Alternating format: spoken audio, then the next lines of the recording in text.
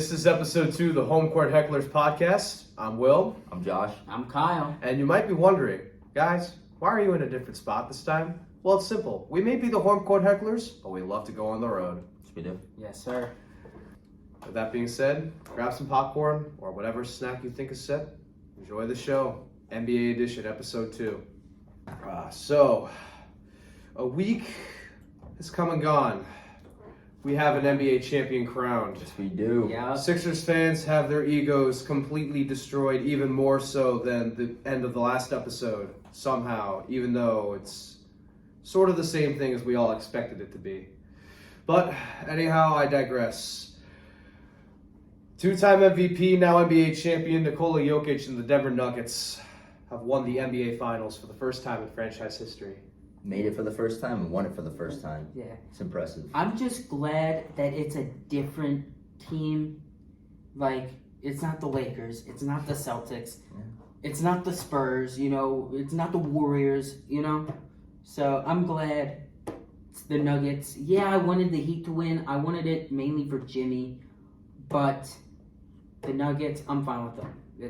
I'm cool with it. New team rising to the top, mainly with a combination of young studs, some nice trade acquisitions. I'm just going to say one thing. Team chemistry is key. I remember back when they initially traded for KCP, and I didn't like the trade because they gave up Will Barton.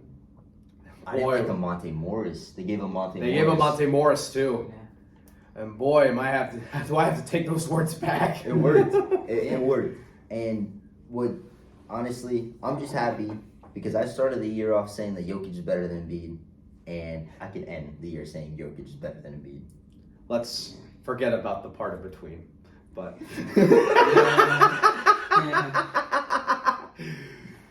but seriously, Jokic's legacy has really come together as one of the best, if not the best, bigs in this century. Definitely the best in our era. Yeah.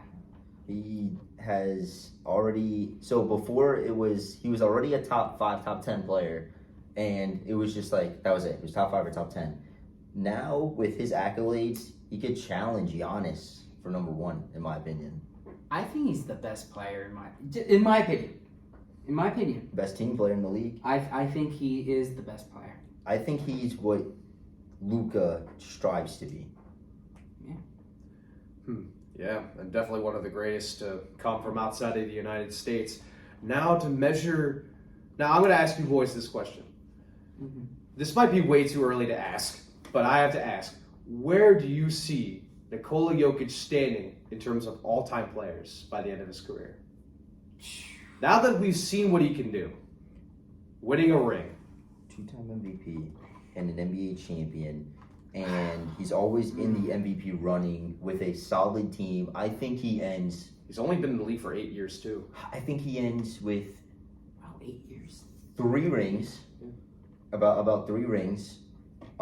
He can win MVP potentially one more time. Just because they like to change it up all the time. So 3 rings, 3 MVPs. He's already one of the greatest passing.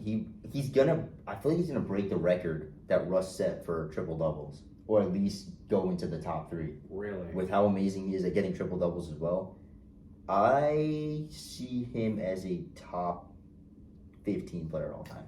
Really? In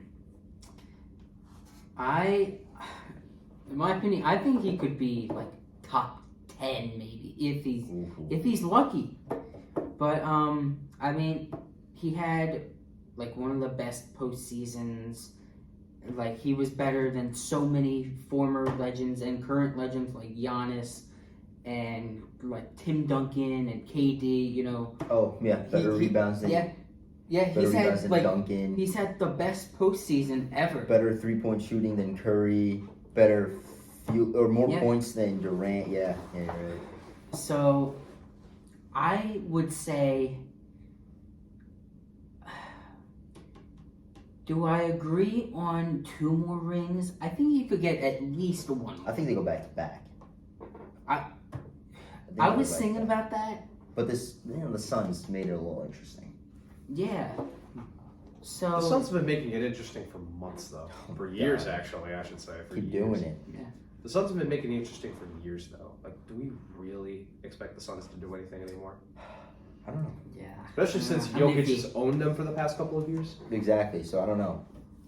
yeah, but I could definitely see him winning 3 to 4 time MVP, possibly, and 2 to 3 finals winner, possibly. So 2 3-time Finals MVP and 3-time MVP. Think of it this way. One of the most efficient scorers we have ever seen. Not just the best passing big in the league. One of the best passers in the league. Mm-hmm. Great scorer. Knows how to get his teammates involved. Solid defender. Very underrated on defense. Just has all those tools and he makes everyone around him better. Now, obviously, for this to happen, he'll have to play it for at least 10 more years and keep up this level of play. But there's a chance he could finish top 5 of all time if he keeps up the level of play that he's been doing. Ooh. I think so. You No, said I top think so. 5? I said That's- top 5. That's For that to the happen- Greatest. Man. I mean, what? Can we already say he's the greatest passing big of all time? Like, Already, yeah. he already is. Someone who was underrated at that stat was DeMarcus Cousins. He was on pace to do that. Yeah. But the thing I like about Jokic that's different from other like players in the league is he doesn't look to score, but if he needs to score, he could drop 40 on you if he wants. Yeah. He has the best touch for a big man in the league. He has the best touch for one of the players in the league. I remember watching the finals and I was like, I would see Jokic just go for it. I was like, oh, possibly a bucket, and like half the time it went in. Especially if it was contested and falling away Yeah. and not looking at the basket and just throwing it up there, Yeah. right? Nothing but net. He's insane. It is ridiculous. Timothy. But no, the Nuggets are NBA champions, and a lot is going on in the NBA world to try to answer to these said Nuggets, because everyone's been making moves for the longest time to try to match that level of talent and that level of chemistry that the Nuggets have. The first of many of those dominoes, as we now transition into our second segment of the podcast, we got the offseason to cover. Trades and free agency. We are underway, lot folks. going on. Already started. Yep. Already starting with an absolute blockbuster, an absolute dynamite of a deal. Boys, Bradley Beal is no longer a Washington Wizard. No, he's He not. is free, No more. and he is now a Phoenix Sun. Dealt there.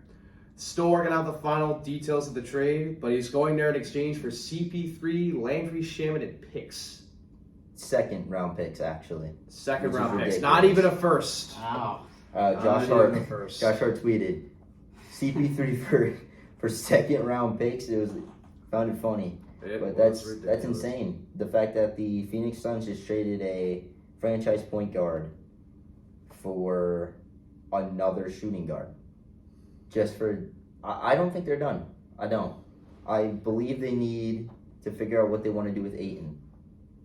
And I always hear about Miles Turner, Buddy Hield for DeAndre Ayton, Miles Turner, Buddy Hield for DeAndre Ayton, or DeAndre Ayton going here, DeAndre Ayton going to the Dallas Mavericks. What if, like, funny enough, I literally just thought about this. What if they traded DeAndre Ayton, because this was a rumor, to the Brooklyn Nets, right? So you have Ayton, you have Claxton, you have whatever, and you traded for Ben Simmons. Because Simmons does not need to score. He just needs to pass, and he just needs to play defense on this team. Except we said the same thing when he was traded to Brooklyn. Exactly. But this time he literally could do nothing and would work on that He team. could sit on the bench and it will just work It'll perfectly. just work. Well, they need a bench. They got nothing. Yeah. Their team is going to drop 35 in the first quarter if that big three just plays. And then the second all three of them sit down, that's it. They're staying at 35, maybe 40 points. Like, You see, Josh, the Suns do need bench depth. Ben Simmons will provide it if you're asking for someone to spend 48 minutes a night on the bench. That's the type of player you're getting in Ben Simmons. no, but seriously though, they got to figure out. There's no point in keeping Ayton anymore. He's not even happy there. There's no full structure on that Suns team other than just get great players and try to build a super team. How many times have we seen this before? Remember when let's go back in time. Let's go back to when the Lakers decided to have a team with Steve Nash, Kobe Bryant, what Pau Gasol, I believe Shaq was on that team. Like Shaq, they just Nope. no, it not was Shaq, Dwight Howard. It was Dwight Howard. That team Oh, just yeah. failed. That was the most unwatchable team, I swear. Not even because all right, let's see. Phoenix Suns. Who's gonna take the back seat? See, that's the problem. I can't think of anyone who would. Yeah. Who's willing to take the back seat? This isn't like a Chris Bosh situation where he took the back seat, or how like that Celtics team, Ray Allen would just catch and shoot. Rondo would strictly pass and play defense. Paul Pierce would be the one to score. Kevin Garnett would be the one to score and play defense, and that team worked fluently. Or the Warriors system where it's get Clay, get Curry the ball, Draymond, you do everything else, and then let it all run. You just have a bunch of scores. In my eyes, this looks like this is going to show some bias here, but I remember the 1977 Philadelphia 76ers. We had 3 great isolation scorers. Dr. J was one of them. Then we had Doug Collins, who in his playing days, he was a great isolation 2 guard. And then a center named George McGinnis, who was great with the ball in his hands, but couldn't do much else aside from that. Good enough to make the finals, but we got picked apart when we faced a great defensive team in Portland. And yeah, fortunately we built a better team in the 80s, but still. That type of isolation offense, just having guys who can ISO and just score. Doesn't work. Now, here's what I see. Beal could probably be a catch and shoot guy. Yeah. He's talented enough with his shot to do that. Booker could be that Paul Pierce role. But what do you do with Durant? Do you stick him up at the 4 or the 5? Well, Durant could probably be the 4, but what if you put him at the 5? Then you're gonna run a small ball lineup, which You're probably doing Durant's it in a first great place. help defender. Let's be honest, Durant could be a really good help defender. They're a great top heavy team that's missing the pieces around that big 3. Yeah. Like, and then I saw something on how they want to try and get Kyrie Irving on this team. I don't know what it is, but around with like especially Kyrie to Phoenix Dallas, yeah, Kyrie to Dallas, Kyrie to the Rockets, which doesn't make any sense. Kyrie here, Kyrie to the Lakers. What's with all these point guards? It just makes me think of the one point guard that doesn't want to be in free agency, and that's Damian Lillard. Yeah, Dame Lillard. He was rumored to get traded again, but he said that he wants to stay in Portland. Again, like always. It's a yearly tradition. It really is. And guess where? Guess where he was gonna go? The Miami Heat. And who doesn't go to the Heat? I know. It's crazy. It's the Heat or the Knicks. Everyone remember when the Knicks were supposed to have what was it? Zion, Durant, Kyrie, all in one, and didn't get either three. And then the Heat the Heat realistically should have Van Vliet, Kyrie, Jimmy Butler, Bradley Beal, Kevin Durant, Ben Simmons, Joel Embiid, Bam Adebayo. Like this would be some like godlike team. The Knicks are just an entitled team. They could. You know who else is They entitled? can keep them. The Lakers. Because Yeah. they're thinking about Kyrie. They thought about Dame as well. Death, taxes, and the Heat, Lakers, and Knicks being rumored for star players to get involved in trades. 3 constants in life that just will never go away. The funny thing is now we're talking about more free agents. We'll get back to Dame, but another free agent is Chris Paul now. Essentially, he's not free agent, but he was part of that trade. And the other day, he was working out in the Lakers facility. Really? Yeah. Do you think there's any shot that Washington keeps him in this trade? If they were looking to win it all, or like not win it all, but like be a playoff team, Chris Paul has historically made teams better than they were before. But I think they don't know if Kuzma's going to stay. They don't know what's going on with Porzingis, so they don't know anything realistically. So there's just no point, and it's time to rebuild. Let's restart if you're Washington.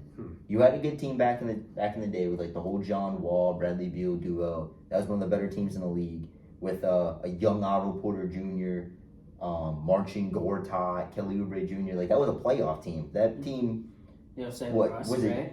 What? They also had Russ. That was right? later, but that was also a playoff team. Yeah. But at this point, like, there's just no point in keeping an older Chris Paul. Let him go figure out a place where he doesn't have to carry to win.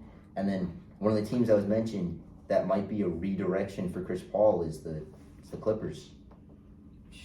Chris Paul, Paul George, Kawhi Leonard, if that doesn't scream injury to you, I don't know what else does. Let's be honest. That team is going to be amazing up until the playoffs. Yeah. Another first round exit for the Clippers? Possibly. I'd say second. Maybe second. Maybe second if they can last. We'll have to see. We'll have to see. Considering they've only made it past We'll the see second what round once. the injury Yeah. list is looking like. We don't have to go any further past that. But anyway, yeah, with Dame, this is every year. If you want to build around Dame, then it's time to start looking at removing some assets. I think the Blazers should consider trading the 3rd overall pick and Anthony Simons to the Raptors for OG Anunoby.